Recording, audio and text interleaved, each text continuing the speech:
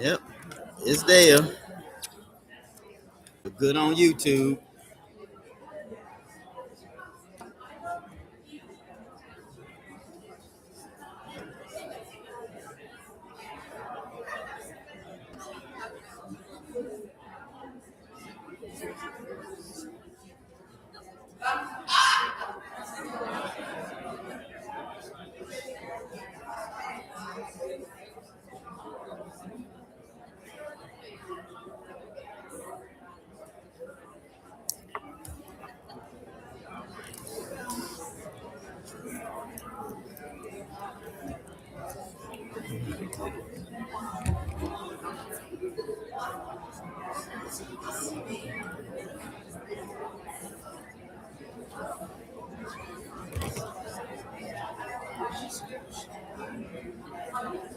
How can you do a video?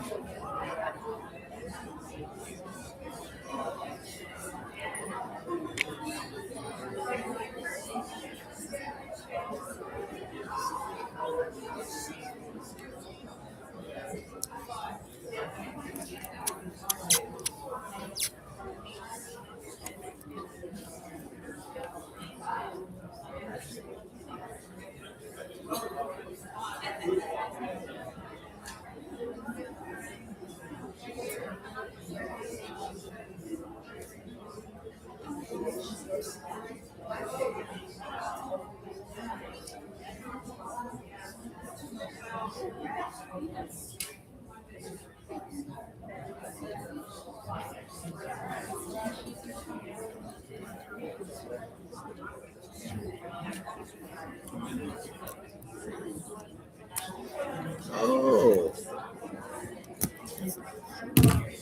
alrighty.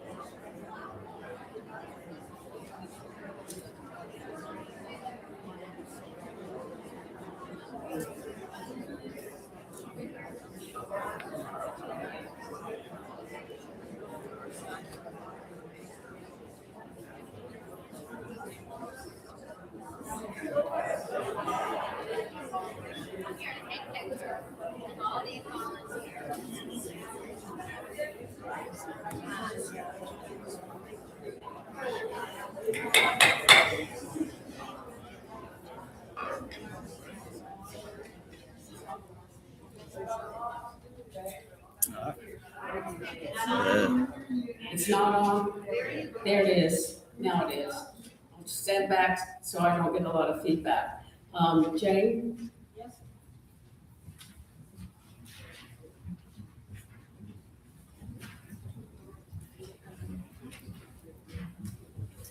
Last month, our two major religions came off celebrations of light. For our Jewish friends, it was the Festival of Lights, and for Christians, light coming into the world.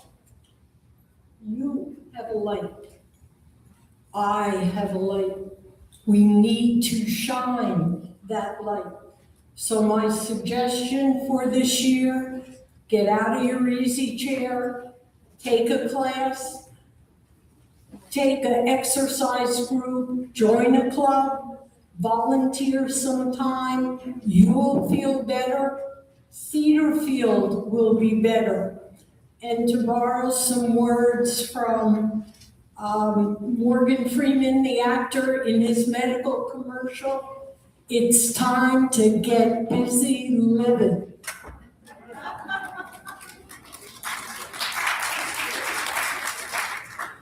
Madam Secretary, do we have a quorum? Thank you. Before we officially get started, I want to say a few words, and these especially go out to our team members, and I'm going to speak them from the heart. Most of us, when we have an event like we had last weekend, want to curl up in an easy chair, put a shawl around our shoulders, fix a cup of hot tea or something nicer, put a fire in the fireplace, read a good book, watch a movie, watch TV. And for the most part, we were able to do that. But 50 people, or a little over 50, came to work. They spent the night. They left their own family, their spouse, their children, their pets, and came to us.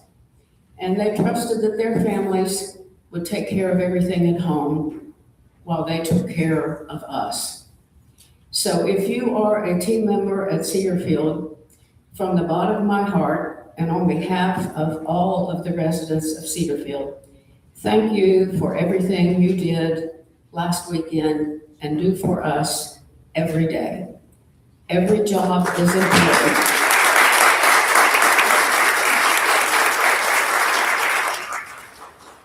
And we all thank you. Okay, Amy is not here. She's busy doing other work today, so Kelly is taking her place.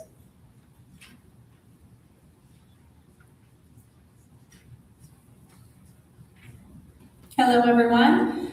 For those who may not know me yet, my name is Kelly Black. I'm the Associate Executive Director here. Amy is performing a CARF survey for a community in Texas. She was supposed to travel there. She did not get out with the snowstorm. She is locked away in her office, but I'm proud to be standing here with you all today and share her remarks on behalf of administration.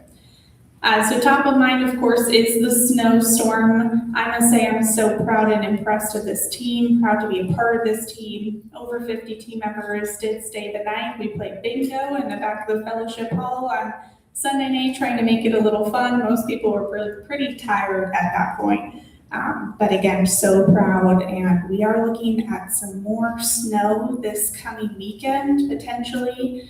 It could go right by us, or it could hit us dead on, but know that we are prepared for this event as much as we were prepared for the last event, and we'll get through this one as well. As far as occupancy goes, we are at 99% occupied. We have just 2 cottages and 3 apartments available for prospective residents. Our marketing team continues to show those, and I know we have a few interested prospects for those. Budget meetings are ongoing with our committees. If you are a part of a committee, please, or if you are not, please get to your committee chairpersons, your capital requests. That's anything over $5,000. So those could be reviewed and possibly put through into fiscal year 27. Otherwise, we have some new ads. New advertisements are already out. I'm seeing a couple people nodding their heads. Please keep a lookout for those. I think you will like them. Last on my list is Dr. Shear in our clinic will be out from February 2nd to February 17th. She has identified a nurse practitioner to cover her during that time. So that should not create too much of a lapse in our clinic coverage. Does anyone have any questions for me? Yes. Kelly, as an area rep, I'll just get this question over with, so it doesn't have to come on. What do we do with all the complaints about icy sidewalks and the icy driveways? It's not my complaint, but I was then to say this. Sure, the question is about the icy sidewalks and icy driveways. So this event was significant in that it was more ice than snow. We were expecting a little more snow, but got hit with quite a bit of ice. That remains across our community. I know our cottages are feeling it particularly. We are at work shoveling and digging our community of the ice. The issue that we're continuing to deal with are the very cold temperatures. We got above freezing for just a few hours yesterday, but it has remained very, very cold, so the snow and ice is not melting away on its own. It's actually so cold that our ice melt is not working. Ice melt can only work at 15 degrees and above. So we are really working manually against the ice and snow right now, so I must ask for some patience as we battle Mother Nature right now with more snow coming. We do have a priority list of cottages and other areas of the community that we are working on first. These are residents in areas of our building that are most vulnerable or have the highest need in the event of an emergency. So that's what we're focusing on now. We should be done with that list by the end of the day, and then we'll work on the rest of our cottages and areas from there. Yes. You know, I'm okay with my cottage not being dug out, but I think the pass-through for us to get to the big house, they dumped a whole pile of snow right in front. And if it's dark, we can't get back to our cottages through there safely. So I think that needs to be looked at. Okay, I'd love to talk with you after the meeting to understand where that is specifically and help prioritize.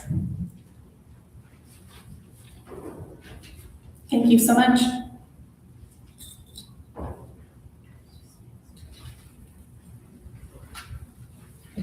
One of the things we always discover with disaster plans is we plan, but things always come that's like, uh-oh, that's a little different than what we planned for. So thanks for your patience as everyone works through this. And now one of the more pleasant things we do, and that is award some scholarships. So Elvira, would you please come up and do that for us?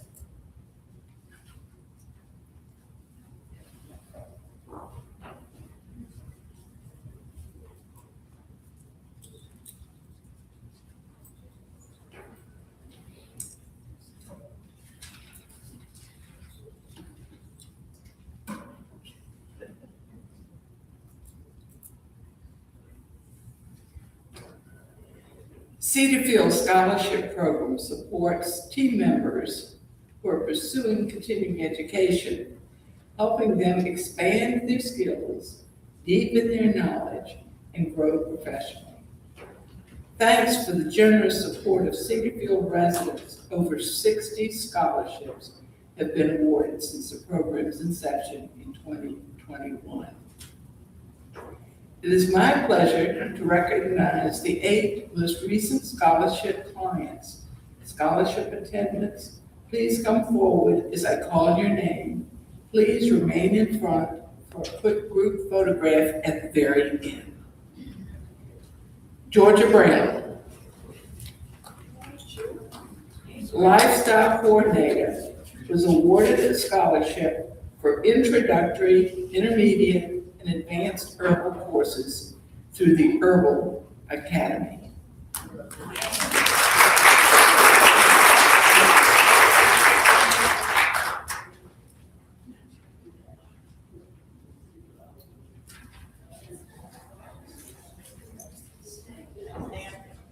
Aaliyah Mbodo, lead dining server, is working towards her certified dietary management through the University of North Dakota. I'm familiar with it. I've been there and taught there.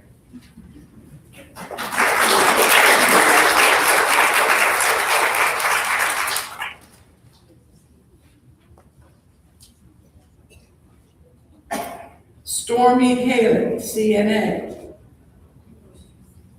Stormy Haley.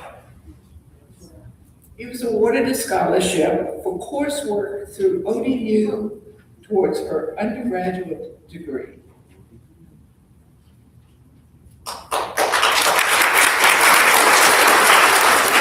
Heather McGee. Housekeeper is pursuing her medical record certificate through the University of Phoenix.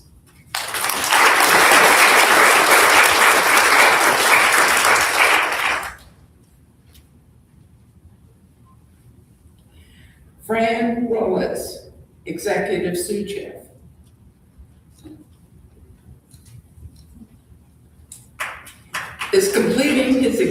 Executive Chef Certificate through the American Culinary Federation.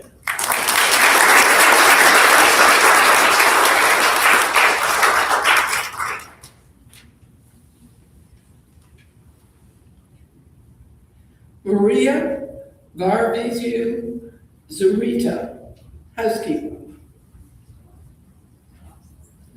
is taking ESL reading and composition courses towards her associate's degree through Bright Point Community College.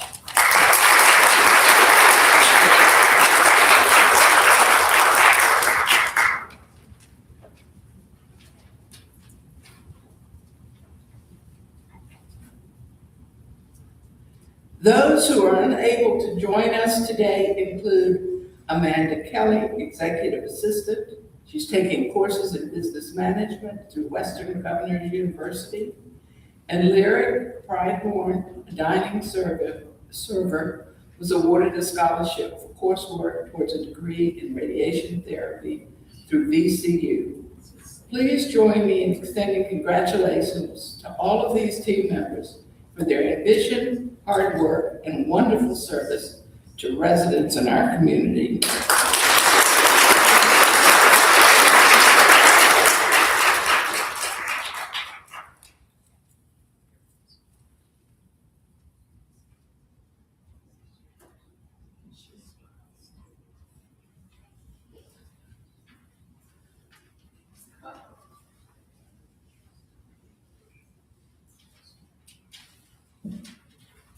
Thank you to all of our recipients for continuing your education, and thank you to all our residents who support them financially with those scholarships. It's a very special thing that the residents of Cedarfield do for their team members.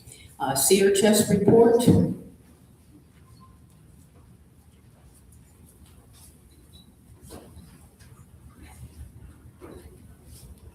Since my last report in November, the Cedar Chest has taken in $4,048. We are especially pleased since we were not able to be open on 2 normal days due to the holidays. So that was 2 sale days without any intake. So anyway, we are going to be open tomorrow, and we hope to have an auction, furniture auction, the first week in February. So be on the lookout. How did our friends from Heritage respond to our sale? Did they come? Yes, we had about 5 or 6 that came, and we would have loved to have had more, but anyway, and we'll probably do it again sometime. Tomorrow's receiving. Tomorrow's receiving, not a sale. Tomorrow. Okay, sorry. Receiving tomorrow. Yeah. Do we have a report for the shop at 2300?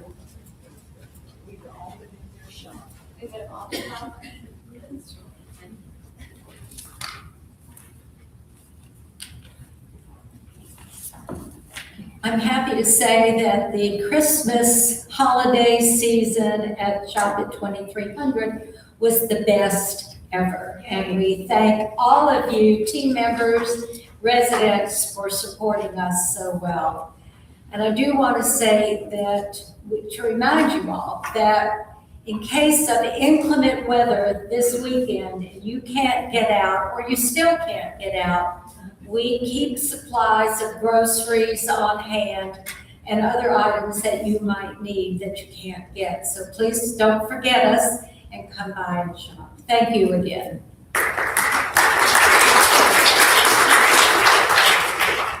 Sally, do you have a VACRA report?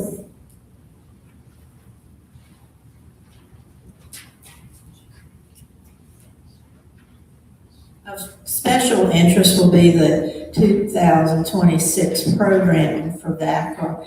And in your package for the minutes is a summary of all the ones that are upcoming. And importantly, you have the February one where a car fitness instructor from the Virginia Grand Driver Institute will present the effects of aging on driving and tips for safe driving. And I think that will be as popular as the one we just had with the forensics crime police detective that entertained us with his comedy. I found out later he used to be a stand-up comedian. So we didn't know we were getting that much for our money. But do study the programming that's coming up so you can get it on your calendars, because I feel that all of them are very important to us. We have in March, Dr. Rick Mays, who's at the University of Richmond, and he is an expert in Medicare and Medicaid. And so I think we'll have a lot of questions of him. In April, we're lucky enough to get Catherine Henderson back, and she will be doing a program on grief. And then I'll just stop with the May, although we go all the way through the summer. But May, Sean Smith of the Virginia Senior Medicare Patrol with the AG's office, and he'll be talking about AI and fraud. So all these are pretty topical issues, and that's about it. Thank you. Thanks, everyone, for your reports. Approval of minutes, are there any additions or corrections to the November 19th minutes? If not, they stand approved as circulated. Committee reports, I'm going to do number one unless is Frank Miller here? Well, Frank gave us a nice written report. Frank was chair of our nominating committee, and serving with him were Nancy Miller and Fern Cohen, so I want to thank them for their outstanding job. Voting will occur on Wednesday, February 25th at 2 p.m. at the annual meeting of the Residents Association of Cedarfield. The meeting will take place in the Fellowship Hall. The bylaws of the Residents Association, Article 5, state that any member may propose one or more additional nominees, and I'll tell you who the nominees are in a minute, who have considered to their nomination by contacting the chair of the nominating committee at least 15 days before the annual meeting of the members, and the names so submitted shall be added forthwith to the slate and its postings by the chair of the nominating committee. I am happy to report that your president-elect nominee for the coming year is Paul Springman, and your secretary-elect nominee is George Thomas. This report has been posted on the bulletin board and will be entered into the minutes. So thank you to the nominating committee. Nancy Springman, I know you have to, another meeting you have to be to, so if you would come and give your report, we'll let you be at the first of the alphabet this time.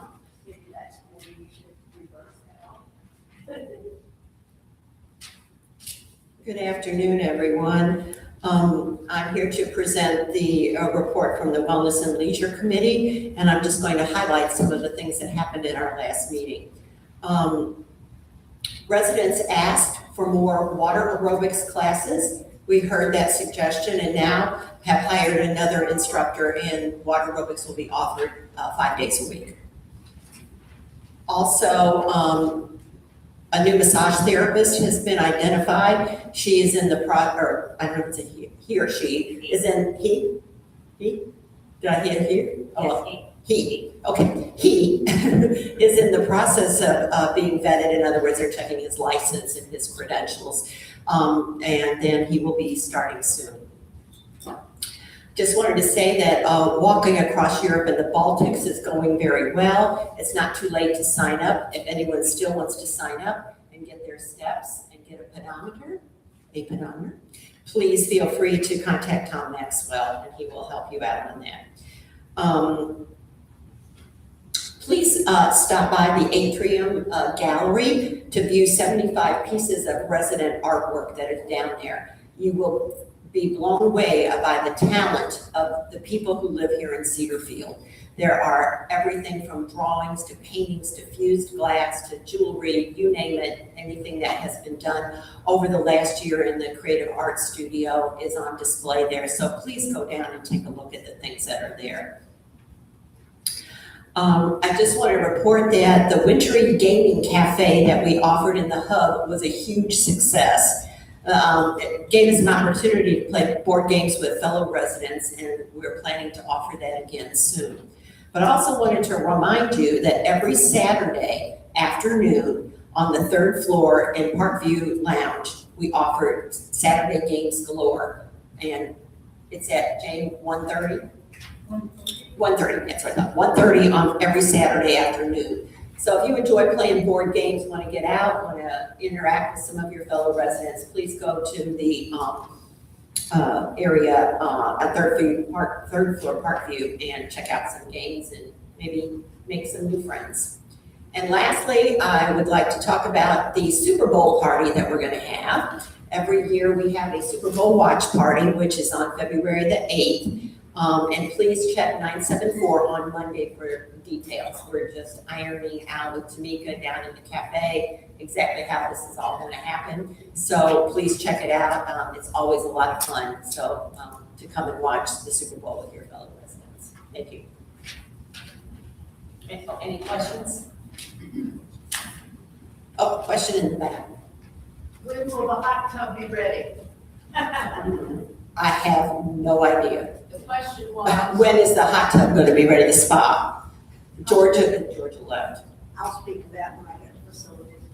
Oh, Ann Williams just said that she would speak to that topic in her facilities report.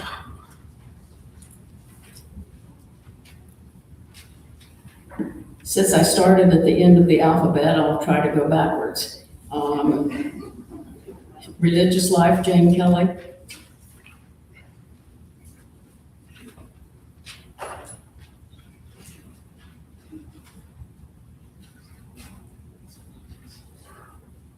Religious Life Committee. One of our most important duties on this committee is to administer the Angel Fund.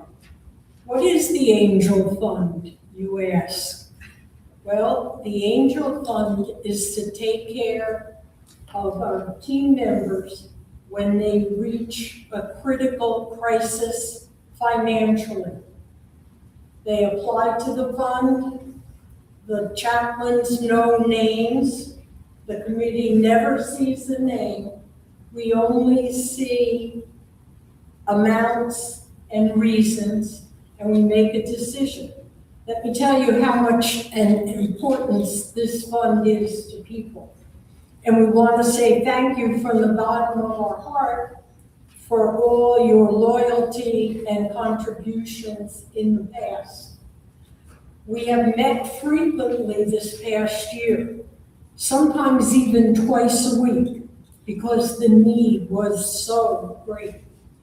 In the past 6 months, we distributed $44,000. That's a lot of money from you. That's a lot of thank you to you, and also from the recipients who received it. What did your money do? Well, it kept people from being evicted. It kept apartments warm in the wintertime, and it fed children. And you can't come to work if your car is in the shop and you can't pay the bill.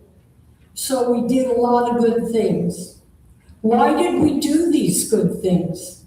Because as Sherilyn told you this past weekend, we have a lot of wonderful, faithful, loyal team members. And we want to be thankful, faithful, and loyal to them. So when we do have a fund drive, please remember the Angel Fund. But that doesn't mean you have to wait till the Angel Fund drive. You can give to the Angel Fund anytime you want. And it is a wonderful way to honor a loved one or memorialize a loved one. So thank you from all of us. Praise for loyalty to you and from our wonderful team members.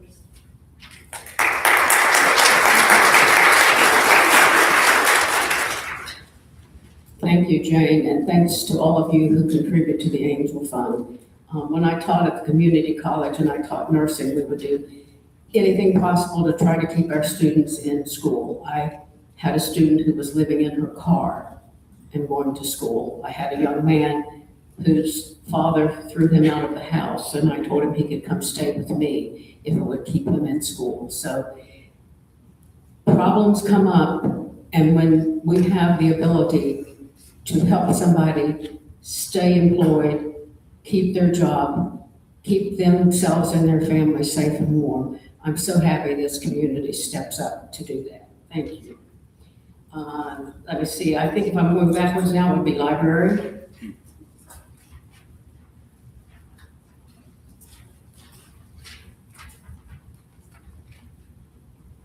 The library committee is doing something a little different. Right now, we are bringing authors here, at least one a year.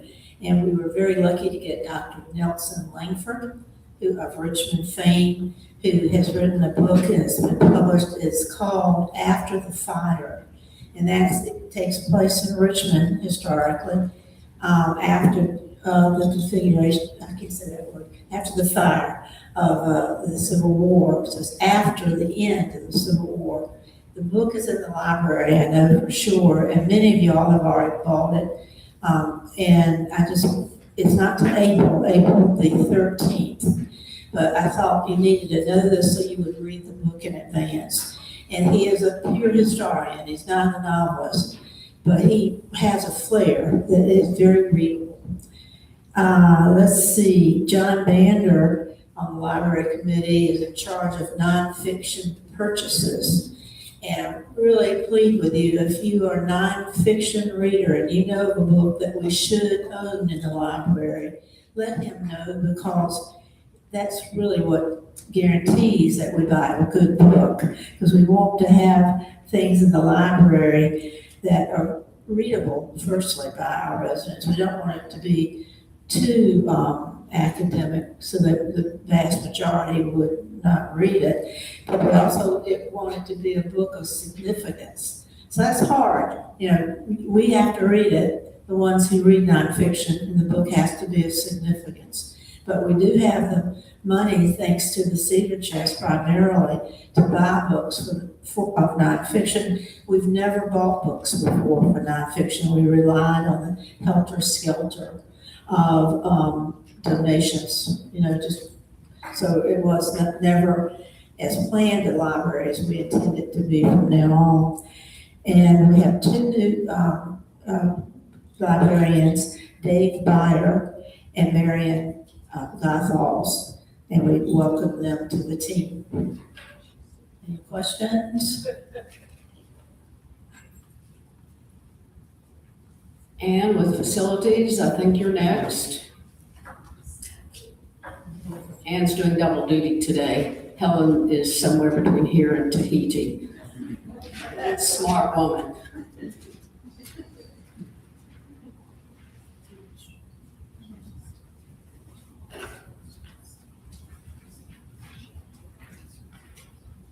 She's obviously a lot smarter than all of us in this room who are staying here for the snow and cold and ice. I will start my report by answering the question from the back of the room about the spa pool. I did talk with James before he left to say it has been out forever and ever. When is it going to be fixed? His response was, he's already put 2 motors in it this year and they're so expensive. My suggestion was, but he's gone now, put one in now and then do the research to figure out either what's killing it or find a cheaper one someplace. So I hope that in his absence, we'll be able to move along with a spot motor sometime in the not too distant future. Now, the report of the chair of Facilities Committee. Recently, Amy Chapman did a reorganization, and with that, she no longer has 13 direct reports. Kelly Black, who has been with us now 2 months, 3 months, will now be supervising a number of areas, but one of which is maintenance and engineering. So we welcome her to Cedarfield and to that role. In part of the orientation that is ongoing for the Facilities Committee, I asked about how many cottages and so forth we have. We have 85 cottages. We have 256 apartments in independent living, 67 in Garden Grove, which is also known as assisted living, 20 in Morning Glory, which is memory care, and 60 in healthcare, for a total number of apartments of 403 and 85 cottages. So we've got a goodly number of people, and a number of these apartments and cottages are occupied by more, and even Garden Grove has two bedroom places. So gives us 525 in round numbers residents. The total number of square feet for Cedar Field is 835,000 square feet, or, as David Taylor says, 115,000 square feet larger than the Palace of Versailles. So it's a big place. It's a 30-year-old building. At times, it has not had good preventive maintenance, and so we keep the folks in facilities hopping. Man was at my place last night at 8:30 or whatever to take care of something. EIFS, also known as the External Insulation Finishing System, and for most of you, it's the window replacements that have been going on in the main building. Stopped for the holiday break on that work and started again soon after January started. And they are pretty well finished with the independent living side of the house. They still have a few more windows on this front part, but pretty soon we'll move to the licensed side of the house. Of 85 cottages, 65 have had their ceilings surveyed with repairs completed. The retrofit of cottage pipes, and that's the pipes from your heating system, from your heat pump. The retrofit is to be completed by the end of January, and this will alleviate frozen pipe problems, which then causes the heat not to work in the cottage. The refresh program is on track to be completed for those for 2024. We have slipped again. We had slipped because of COVID. Then we had almost caught up, but now we've completed 2024, but we still have 2025 and now 26 to go. This program is basically fresh paint and carpet. And then if you have a 25-year-old microwave, they would probably replace that, but that's what the refresh program is. You have to be here at least 10 years to get the refresh program. The generator, for which we are all grateful, we have not needed this week, recently had a control panel die, so we borrowed 2 generators for a period of time while a new control panel was manufactured, and that's back in order, has been for a month or more. The sidewalk lighting for independent living, the D-Wing CD walkway had been promised some permanent lights 4 years ago. They were installed recently. I have heard from one resident area rep that some of those lights are going into bedrooms at night, so please let your area know who you are if that's a problem for you. Handicap parking spaces now have signs indicating that parking is for short-term usage. It's not specified what the short term is, but basically if you have a package that's heavy, groceries that need to be brought into the building, park in the handicap spot, get the cart, take your groceries up, come back, move your car to a different space. I would venture to say that probably 85% of us living in Cedarfield qualify for a handicapped space. And when those of you park 24 hours a day, 7 days a week in those spaces, it's very rude and inconsiderate to your fellow residents. The relocation of maintenance and engineering will be moving to room 200, which is near the D-Wing on the 2nd floor. It's the old swimming pool for those of you who've been around for a few years. It was scheduled to be moved by the end of January, but I hear that's pushed back to March. Maintenance and engineering cleared 2,037 work orders in November. The bulk of those were for plumbing, grounds, and electrical work. So 2,037, and they can range from anything to a light bulb in my ceiling to my dishwasher is leaking all over the floor, and now my floor's got to be replaced. Any questions on the facilities report? Yes. Can you wait for the microphone if you would?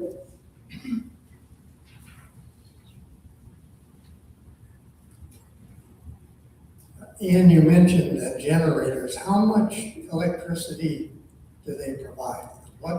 If the power were to talk more about it. If the power were to go out, you would have one light bulb in your front hall. You would have heat or air conditioning as long as the generator goes, and the generator is able to keep going for 6 days. So, and then of course with a refill of fuel, it would go longer than that. That is the amount of power that you have, so make sure your flashlights are up to date. I mean, I have a good size thingamabob, and I can set it on, so I could read by that flashlight. And then I have a handy one just to find my way in the dark. Kelly, you want to say something else?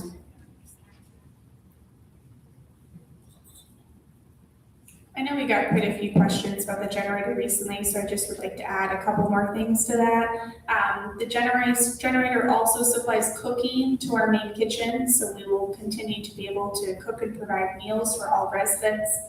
Some of you may also be aware that some outlets are identified as being powered by the generator. So Anne is pointing to one right now. You're welcome to walk up after this meeting to take a look. They're identified with a red plate on them. Those plates indicate that the generator services those outlets. In the event of a power outage, you can use these to recharge your phone, medical devices, and other needs. Those will continue to work. Cottages are not on the generator. In the event of an extended power outage, we would welcome, of course, all cottage residents to the main building to receive their services here. Wait for the microphone, if you would. I was just wondering how the cottage people will get here under the circumstances. We have transportation. Well, can they come in on ice? Yes, Amy and I were here all weekend preparing those kinds of contingency plans. We had drivers 24/7 to get us through that snowstorm. We were all prepared to go out and pick people up as needed in as safe a manner as possible given the conditions. We had planned where would we put people with pets and dogs. We had all those details worked out. Just know that we are thinking of every possible scenario. And I know a number of cottage residents receive calls from different people saying, if you need to come stay in my extra bedroom or on my sofa or whatever. So that was, we were trying to help out as we could. Any other questions on facilities? Any update on what's going to happen with the new windows that appear to be leaking more air than the old ones? Well, one, have any of your people put in a work order to facilities? Okay. Yes. And I had that issue last night, and that's why I had a visit from a facilities guy yesterday evening. He said, and these are the new windows. I said, yes, they are. So he was going to report that to John this morning, who was going to talk to Neil, who's the EFS manager. I have not heard today, so I have no update for you, but I'll keep you informed as I hear something, okay? Any other questions of facilities? Then I have an unpaid, unpolitical announcement that Sherilyn said I could do. There have been a couple of incidents around the building in the last month that have made me finally sit up and take notice, and I now wear my I've fallen and can't get up button all day long, every day. I can't encourage you enough to wear them. It's not only for you should you fall, but if you should come upon somebody who has fallen or has a problem, you can push your button, and that is faster than calling the concierge who calls the this, who calls the that. Cedarfield will provide them at no additional charge to us. They will notify us when our batteries are going dead and put a new battery in.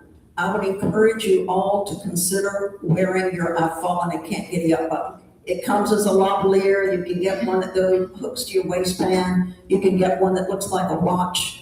And the difference between this and an Apple Watch, because lots of you have watches that will call for somebody, it's not going to call somebody here. This will notify folks here. And the two things that I'm well aware of this past month could have been, well, particular, one was very serious and one could have been quite serious had somebody not happened to hear about that. Thank you for that unpaid, unpolitical announcement. Are there any other committee chairs here who wish to report? Okay, I'll just give a little combined gardening environmental report.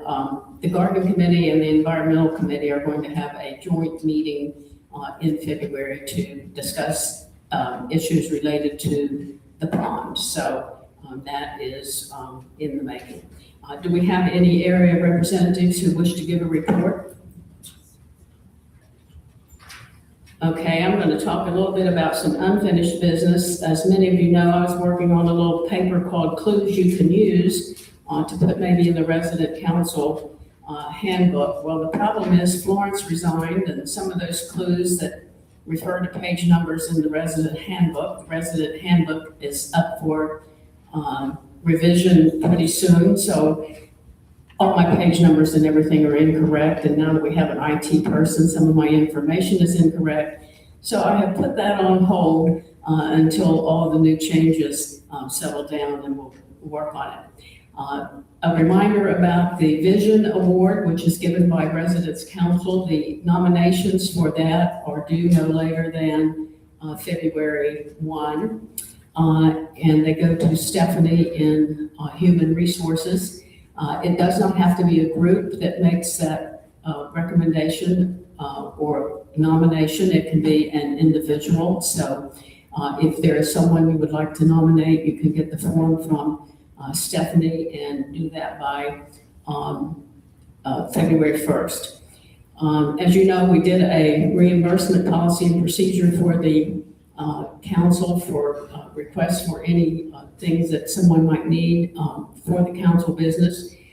We didn't do any guidelines for it, and I had this wonderful idea that I would send out a notice to all my area reps and ask them for suggested guidelines to use, and two people responded, and they responded with the general thing that what is a stipend, and a stipend, according to Merriam-Webster, is an amount of money that is usually stipulated for a particular situation or need. So approved expenditures, the suggestions I got back were the obvious: notebooks, plaques, anything that relates to doing the business of the council. In the past, let me tell you what the fund is. People have always said the council has $500. The council does not have $500. Cedarfield has a miscellaneous fund.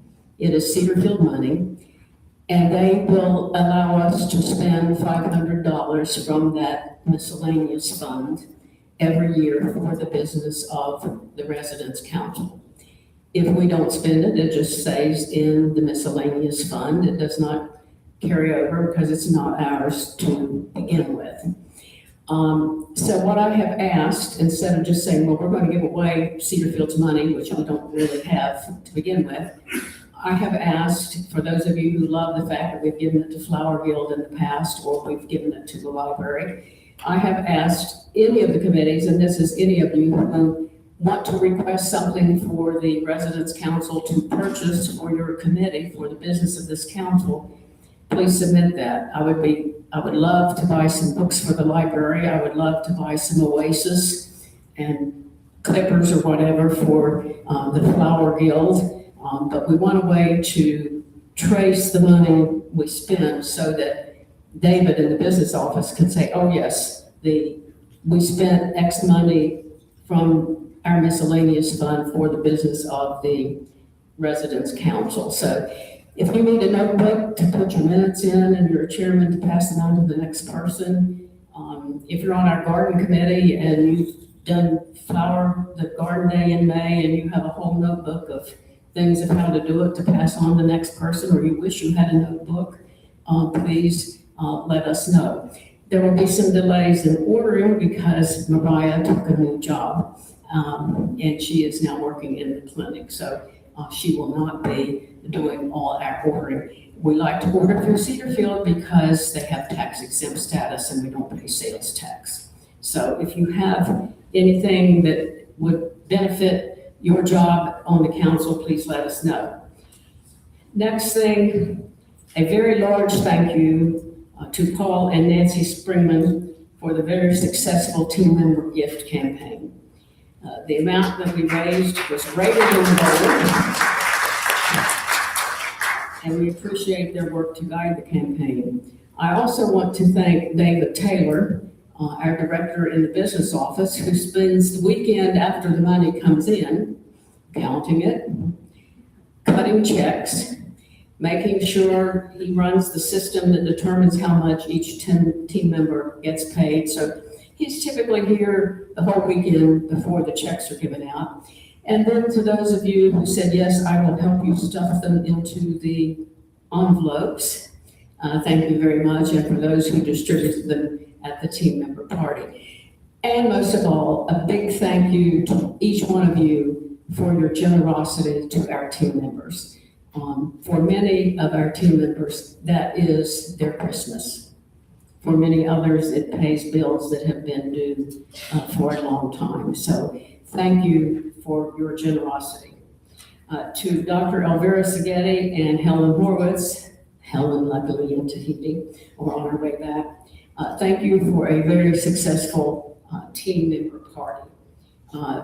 Helen and Elvira spent many hours behind the scenes putting their team together, getting all of this organized. For many of you who don't know what happens, there's not just people who work the day of the party distributing the food that you all prepare, but they take food, they get a list of the people who are working in healthcare.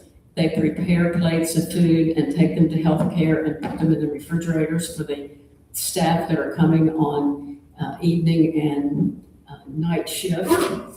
They take, I understand they also, our letter carrier, if he's lucky enough to be the normal one, or actually the letter carrier gets a plate too. There's just a lot of things that go on. Some of you come in here and keep the trash emptied. Some of you keep the food supplied. Those of you who lived in odd number of apartments this year donated food. So, and a special thank you to Amy, who decided that a photo booth might be fun. So if you saw people getting tickets, Amy had a photo booth set up down the hall, and she and Amanda manned the photo booth and took pictures of our team members who brought their ticket down to get their picture taken. So Amy said she thought that was successful enough, she would add it again next year. So thank you, Elvira and Helen and all of you for a job very well done. New business, again, thank you to every team member at Cedarfield who led us through last week's event. I've already announced who our nominees are for President-elect and Secretary-elect. A reminder to those of you who are new to Cedarfield or who may not remember, we have something called the Cedarfield Residents Association, and every member of Cedarfield is a member of the association. You're sitting right now in a residents council meeting. These are the people you elect to run the business of the association for 11 months of the year. In February, it is not a residents council meeting, it is the residents association meeting. So every member in February who is here and who lives at Cedarfield is qualified to bring business before the meeting. I hope 100 of you don't decide to do that, but if you do, we will entertain it. Okay, committee chairs for 26-27, in addition to the election of our president-elect and our secretary-elect, we also approve committee chairs. And so we have 13 committees, and you may not be aware that the president-elect and your president are ex officio members of every committee. What does that mean? It means they are the full members of the committee, except they don't have to go to the meetings. But I haven't seen a president here yet who did not go to the meetings, or a president-elect who did not go to the meetings, because I used to stand up here and say, there's never any business that comes before the council. Why do we not do any business? Well, as I've discovered the past 2 years, when you are chair of a committee and your committee meets, the director or Cedarfield administrative person who is responsible for that work of that committee or assisting that committee attends those meetings. And when an issue is brought up, the committee can usually get an immediate answer, or certainly has immediate input into the person who's responsible for trying to make it happen at Cedar Field. So as I have learned over the past 2 years, there's a lot of work that goes on. Most of it takes place in our committees. So for those of you who are committee chairs, thank you. For those of you who are agreeing to serve another year, thank you very much. As of today, communication currently does not have anybody who has volunteered to be chair. With the new reorganization and Florence leaving, some of our committees are now reporting to different people, so communications is in a bit of flux, but we will be dealing with that, and the person we report to in communications is Kelly, so we're good there. Jim Farrenhold is continuing on dining, Frank Miller is continuing on environmental, Ann Williams is continuing on facilities, Carol Marco is continuing on finance, Louisa Rucker is continuing on Flower Guild, Roger Dougherty is continuing on gardening, Dr. Marianne Johnson is continuing on health services, Sally Wood is continuing on library, Jane Kelly is continuing on religious life, John Ferris is the new chair of the safety committee, Virginia Hickey is the new chair of the welcome committee, and Nancy Springman is continuing on wellness and leisure. According to our bylaws, committee chairs can serve a maximum of 3 years unless they have a certain qualification that is needed. And thank you, Carol Marco. I'm not even sure how many years Carol has served, but she is doing yeoman's duty on your finance committee. Sally Wood, library committee is another one that if we get somebody to supervise those 30 people on that committee, we're like, thank you, would you stay beyond your 3 years? And some of you interpreted, oh, I have to serve 3 years. You do not. The bylaws say you may serve a maximum of 3 years. So we hope you will serve as long as we can keep you with the job, but it's not a 3-year commitment. A reminder to everybody, I'm doing something a little different because next month is an annual meeting of the association. I'm asking all committee chairs and all area reps to give me an annual report. I want everybody who lives here to see what you do and how hard you work and how hard the members of the committee work. When I look out in this room, I'm probably looking at over 50% of the people in here serve on some type of committee or volunteer job at Cedar Field. It runs the way it runs because you are committed to making it run. So to all of you who've already submitted your annual report, the secretary and I thank you very much. For those of you who haven't, please get them in as early as possible. Revisions and updates to the Residence Council Handbook are in progress. If you are a committee chair, some of you have already reviewed the description of your committee in that book and have sent me some changes to those descriptions. For the rest of you, if you want to look at that and say, well, that's not exactly right now, send me your suggested revisions. Obviously, we have to update all the area reps. And so if you haven't elected your area rep for your area, please do that and get that to us. We're going through a lot of changes in Cedar Field right now. There have been people who have left. Florence left, and a lot of things have gotten tacked onto the job description.